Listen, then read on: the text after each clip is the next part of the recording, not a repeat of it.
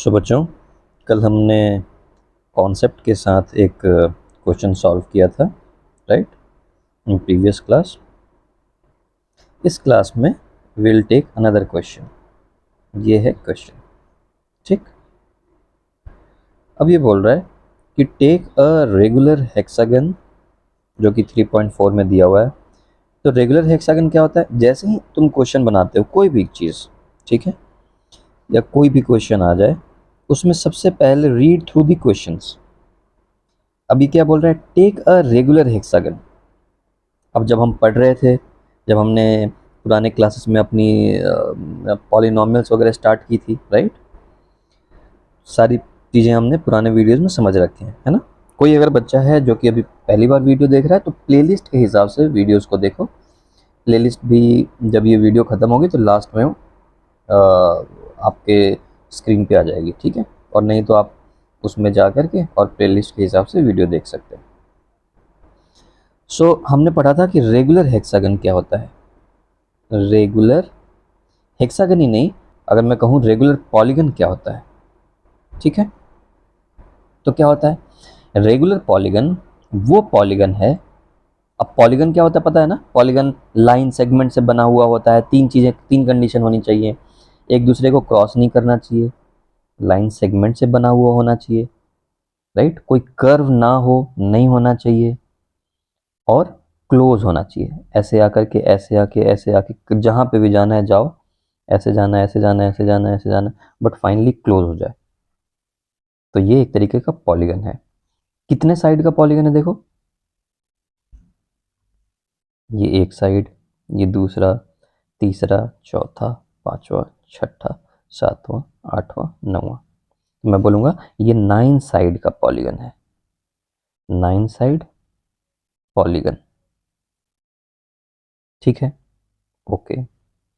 अब वही अगर मैं बोलूँ कि 6 साइड के पॉलीगन को क्या कहते हैं? मान लो एक मैं ऐसा पॉलीगन बनाया, एक साइड, दो साइड, तीन साइड, चार साइड, पांच साइड, 6 साइड, ऐसा बना दिया। तो इसको क्या बोलेंगे हम? इसको हम बोलते हैं हेक्सागन। 6 साइड है इसलिए हेक्सागन। देखो, एक साइड, दो, तीन, चार, पाँच, 6। क्लियर हो गया जी? ओके। तो अब हमारे पास इधर ये सारी चीज़ें बैकग्राउंड में थी, सो दैट कि हम कॉन्सेप्ट भी क्लियर करते चल रहे हैं ना। हमारा एम ये नहीं है कि सिर्फ ये क्वेश्चन सॉल्व करना, हमें कॉन्सेप्ट भी क्लियर करते चलना है, ठीक है। अब चलो इसको थोड़ी देर के लिए हटाते हैं। तो ये तो हमारे बैकग्राउंड नॉलेज था, ये तो हम सभी जानते हैं, हमने ऑलरेडी सब कुछ प्रीवियस वीडियोस में पढ़ाई कर रखी है इसके बारे में। आ जाओ, अब ये क्वेश्चन में क्या कह रहा है देखो। ये क्वेश्चन में बोल रहे हैं यहाँ पे रेगुलर हेक्सागन। तो रेगुलर हेक्सागन क्या होगा? उसके पहले एक बार ये देख लेते हैं जी, रेगुलर पॉलीगन क्या होगा। सो रेगुलर पॉलीगन वो पॉलीगन होते हैं जिनके सारे साइड और सारे एंगल बराबर होते हैं। तो कोई भी एक पॉलीगन बना ले, बना लो। कितने साइड का बनाए? चलो 4 साइड का बना लेते हैं। एक साइड, दो, तीन, चार, 4 साइड का पॉलीगन बना लिया, ठीक, ओके। अब अगर ये चारों साइड बराबर हों, ये ये चारों साइड अगर बराबर हों, अच्छा, बराबर बताने के लिए मैथ में एक सिंबल बनाते हैं कि जैसे मान लो मैंने सिर्फ एक लाइन खींचा ऐसे, इस वाले साइड पे भी मैंने एक ही लाइन खींचा ऐसे, और ये लाइन खींचा, ये लाइन खींचा, मतलब मैं ये बोलना चाह रहा हूँ, मैथमेटिकल टर्म्स में मैं ये बोलना चाह रहा हूँ कि ये चारों साइड बराबर है। बोलने की बजाय मैं फिगर में बता रहा हूँ। जैसे मान लो मैंने कुछ ऐसा बनाया हुआ था, देखो ऐसे बनाया हुआ था, ऐसा करके एक मैंने ट्रायंगल बनाया हुआ था, और ट्रायंगल बनाने के बाद मैंने अगर यहाँ पे एक ऐसे लाइन खींच दिया, यहाँ पे एक लाइन खींच दिया, और यहाँ पे एक लाइन खींच दिया, इसका मतलब पता है क्या है? इसका मतलब ये है कि मैं अगर कुछ भी ना बोलूं तो भी तुम्हें ये समझ में आना चाहिए कि ये एक ऐसा ट्रायंगल है जिसके तीनों साइड बराबर हैं। ये साइड, ये साइड, और ये साइड, ये तीनों साइड बराबर हैं। बराबर कौन बता रहा है? बराबर बता रहा है ये डंडा, ये जो मैंने खींच दिया ऐसे, ये जो मैंने ऐसे करके ऐसे कर दिया, ये बता रहा है कि ये तीनों बराबर हैं। जस्ट बोलने का तरीका है, या तो मैं ऐसा करूं या तो पूरा का पूरा मैं लिखूं।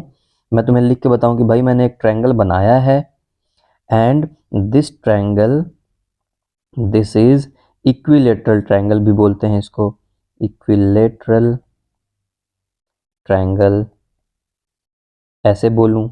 या मैं बोलूं कि भाई this is a triangle whose all sides are equal. या तो मैं इतना सब कुछ करूं, ऐसा लिख के दूं, या तो मैं सीधा एक ऐसे ट्रायंगल बनाऊं ए बी सी और मैं एक लाइन खींच दूं। देखो दूसरे कलर से खींच रहा हूं ताकि तुम्हें दिख जाए ऐसे। समझ गए बच्चों? ओके, एक कॉन्सेप्ट और क्लियर करते हैं। मान लो ये ऐसा होता, एक स्क्वायर बनाया होता मैंने, है ना, ऐसे बनाया होता, और अभी मैंने बताया अगर मान लो मैंने ऐसे लाइन खींचा, ये ये ये ये, इसका क्या मतलब हुआ? इसका मतलब हुआ कि ये चारों साइड बराबर है।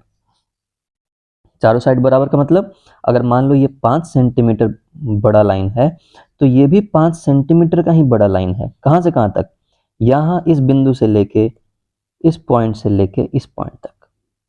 उसी तरीके से इस पॉइंट से लेके इस पॉइंट तक भी 5 सेंटीमीटर ही होगा, ये बोलने का मतलब है। ठीक, ओके। अगर कभी देखो ऐसे किया हुआ हो तो ऐसे एक लाइन यहाँ पे खींचा, एक लाइन यहाँ पे, और यहाँ पे 2 लाइन खींच दिया और यहाँ भी 2 लाइन खींच दिया। इसका क्या मतलब है? इसका क्या मतलब बच्चों? इसका मतलब ये होता है कि मैथमेटिशियन या क्वेश्चन आपको ये बताना चाह रहा है कि बेटा देखो ये वाला जो साइड है ना, ये अगर इसका नाम ए और बी रख दिया जाए तो ये A B side C D side के बराबर है, और ये वाला side C A D B के बराबर है। मतलब क्या? मतलब ये कि अगर ये 10 सेंटीमीटर का है तो ये भी 10 सेंटीमीटर का होगा, और ये नहीं होगा। ये हो सकता है कि मान लो अगर ये 5 सेंटीमीटर का है तो ये वाला भी 5 सेंटीमीटर होगा। क्यों? क्योंकि इस पे डबल लाइन खींचा हुआ है और इस पे भी डबल लाइन खींचा हुआ, मतलब बताना चाह रहा है कि ये वाला लाइन और ये वाला लाइन दोनों बराबर हैं, बराबर लेंथ के हैं। ये सारी चीजें बच्चों छोटे छोटे कॉन्सेप्ट्स हैं, लेकिन बहुत बार हमें समझ में नहीं आता है, हमें पता नहीं होता है, फिर हमें मैथ बोरिंग लगने लगता है। ठीक है, इसलिए मैं जब भी क्वेश्चन बनाता हूं तो मेरा एम ये रहता है कि हम कॉन्सेप्ट को क्लियर करते हुए चले। अब आ जाओ, ये चीज मैं हमने बता दिया, अब वापस से उसी क्वेश्चन पे आ जाते हैं। अब हम पहले ये समझेंगे कि भैया रेगुलर पॉलीगन क्या है। तो रेगुलर पॉलीगन क्या है, ये तो हमने ऑलरेडी सीख रखा है पुराने क्लासेस में।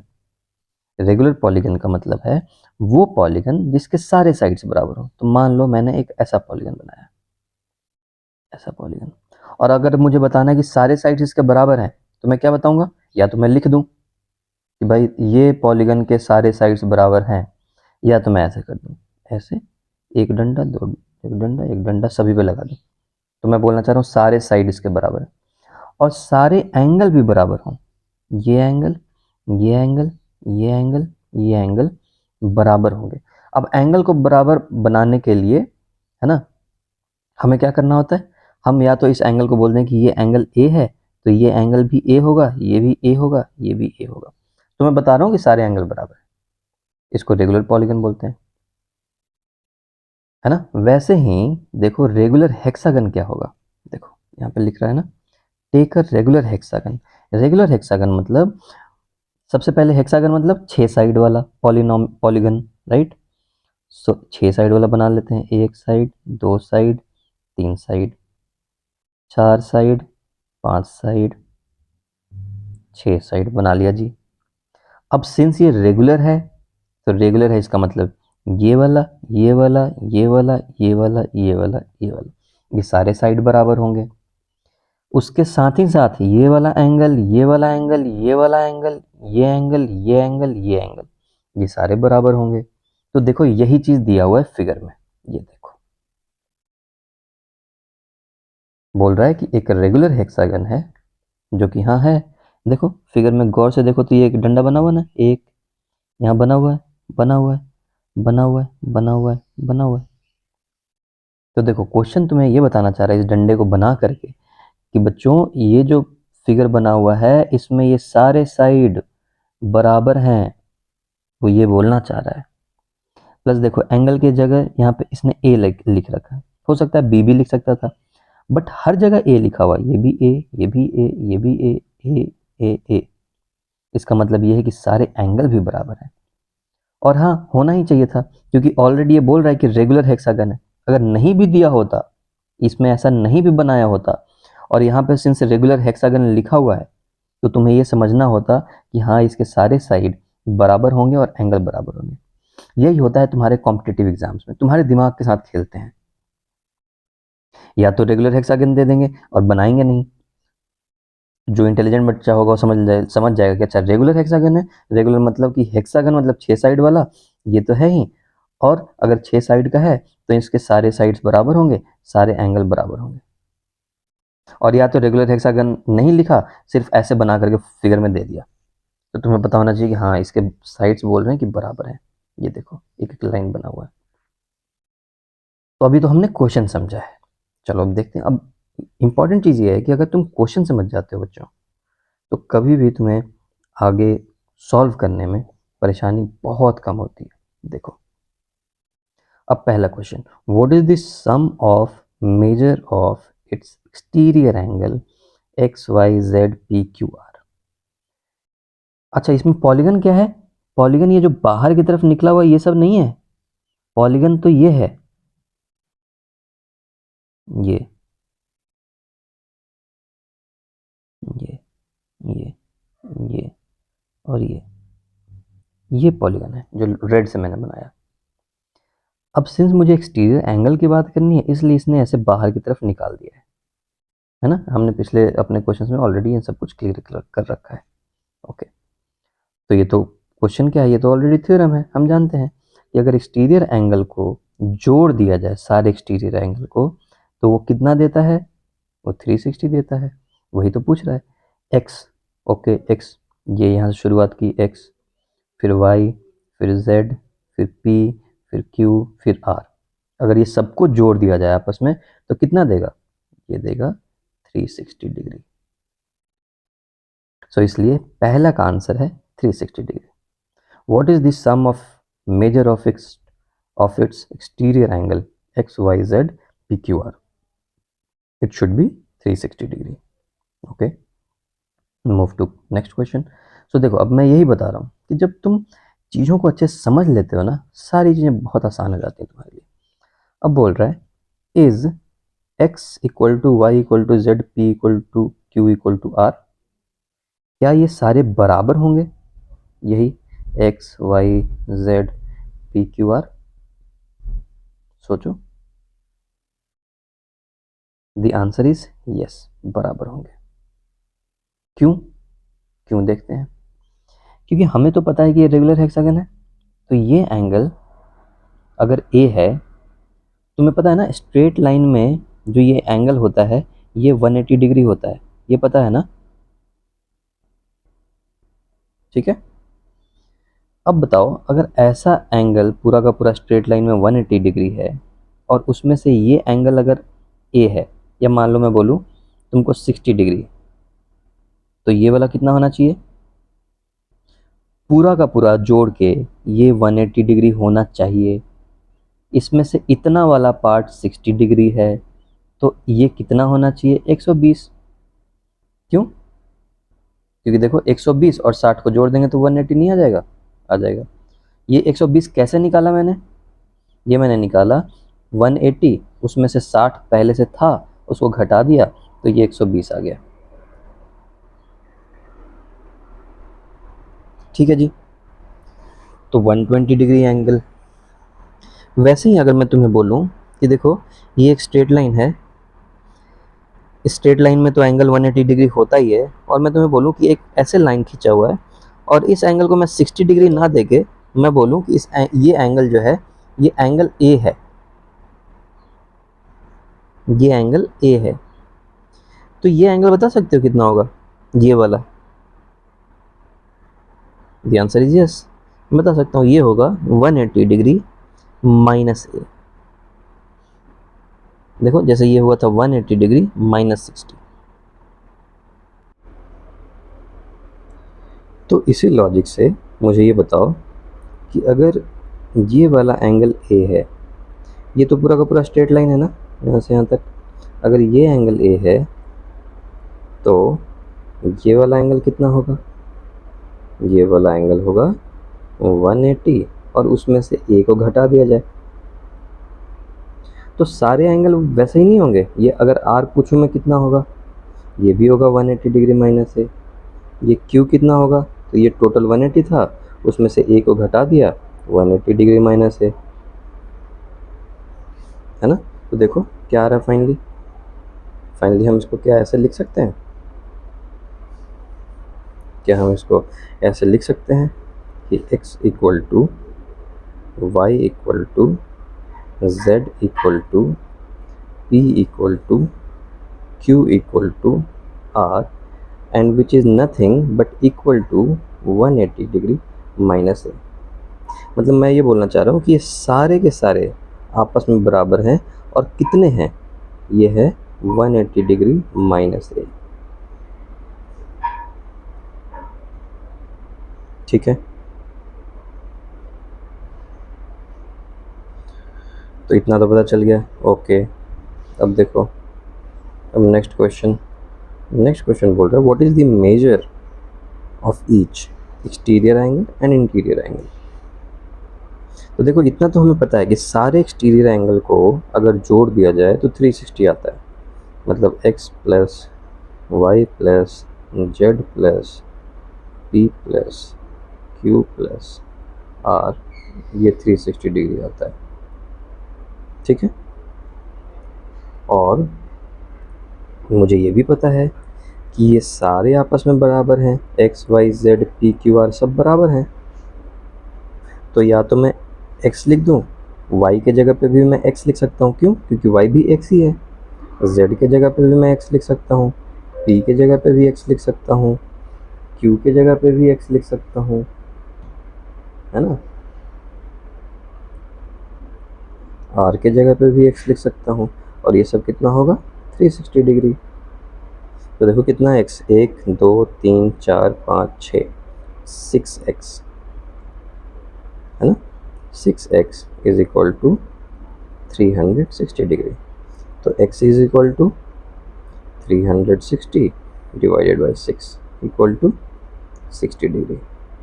इसका मतलब ये हुआ कि मेरा x का वैल्यू कितना आया 60 डिग्री। तो इसका मतलब ये है कि ये जो क्वेश्चन है ये, इसमें ये x इक्वल टू 60 डिग्री है। और सिर्फ x ही नहीं, हमें ये भी पता है कि ये x y z p q r सब बराबर हैं। अगर ये बराबर हैं तो सारे के सारे 60 डिग्री हैं। इसलिए बोल रहा है कि एक्सटीरियर एंगल का मेजर कितना होगा, तो ये 60 डिग्री होगा। अब हमें क्या चाहिए, इंटीरियर एंगल। इंटीरियर एंगल कौन सा है इसमें, ये जो ए लिखा हुआ है ना बच्चों, ये इंटीरियर एंगल है। ये एक्सटीरियर एंगल क्यों बोल रहे हैं, क्योंकि ये बाहर की तरफ है, पॉलिनोमियल के बाहर है एक्सटीरियर, इसलिए एक्सटीरियर एंगल। ये पॉलिनोमियल के अंदर है तो इसको बोलते हैं इंटीरियर, इसलिए इंटीरियर। तो इंटीरियर एंगल ए, तो इंटीरियर एंगल कैसे निकालेंगे, सिंपल है। अभी हमने देखा, हमने बोला कि ये पूरा का पूरा स्ट्रेट लाइन है, ये 180 डिग्री होना चाहिए, ये पूरा का पूरा स्ट्रेट लाइन है, ये 180 डिग्री होना चाहिए, और उसमें से मुझे इतना पोर्शन पता है, इतना पोर्शन 60 डिग्री है, x 60 डिग्री है ना। तो अगर ऐसा है तो हमें पता है, अगर कुछ ऐसा लाइन है, इसमें से देखो ये वाला पोर्शन 60 डिग्री है और ये वाला पोर्शन a बोल रहा है, हमको a फाइंड आउट करना है, तो a कितना हो जाएगा, खुद सोचो। a इक्वल टू ये पूरा का पूरा 180 डिग्री, सो मैं लिखूँगा 180 डिग्री माइनस 60। क्यों है ऐसा, क्योंकि ये यहाँ से यहाँ तक तो 180 डिग्री होना था, उसमें से 60 ऑलरेडी है यहाँ पे, तो ये कितना बच गया 180 माइनस 60। ओके, सो ये हो जाएगा तुम्हारा 120 degree. So this interior angle equal to 120 degree. ठीक है बच्चों, समझ में आ गया, क्लियर हो गया? Okay, now it is saying repeat, हाँ, now it is saying repeat this activity for case of regular hexagon, octagon. So once I say octagon, octagon is 8 sides. So 1 side, 2 side, 3 side, 4 side, 5 side, 5 side, 6, 7, 8. और जब regular है तो 1 2 3 4 5 6 8, ये सारे बराबर होंगे, सारे एंगल बराबर होंगे, है ना? So this thing you need to try at your home, and अगर नहीं होता है तो नेक्स्ट क्लास में विल सी।